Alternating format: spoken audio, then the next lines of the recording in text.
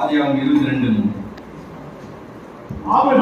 Abraham அதிகாலையிலிருந்து தன் கழுதையுடன் சேவல் கட்டி தன் வேலைக்காரன் 2 பேரையும் தன் குமாரன் ஈசாக்கையும் கூட்டிக் கொண்டு தகனபலிக்கு கட்டைகளையும் பிணைந்து கொண்டு தேவன் தம் குறித்த இடத்திற்கு புறப்பட்டு போனார்.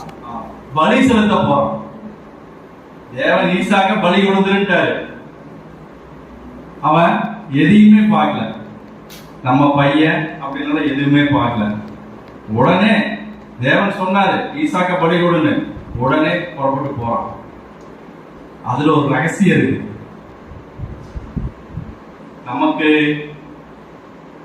பலி கொடுக்க சொன்னா நம்ம போக மாட்டோம். ஆனா ஆபிரகாமுக்கு ஒன்ன காமிச்சார் ஆண்டவர். எதுன்னு சொல்லுங்க. முன்னமே காமிச்சார். சாராளுக்கு வயசு எவ்வளவு?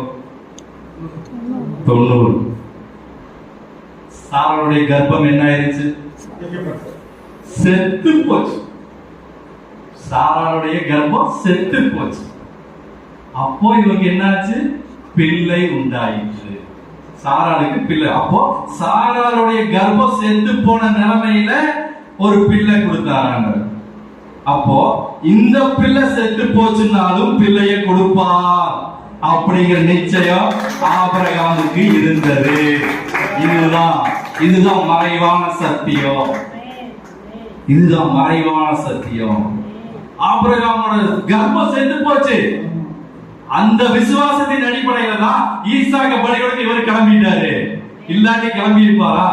ஏன்னா 100 வயசுல கிடைச்ச பையனை யாராவது பலி கொடுப்பாங்களா? இவருக்கு தெரியும் தேவன் செத்தாலும் பொழைக்க வைப்பார். அந்த ரகசியம் தெரிஞ்சுங்காட்டிதான் ஈசாக்க பலி கொடுக்க போனார்.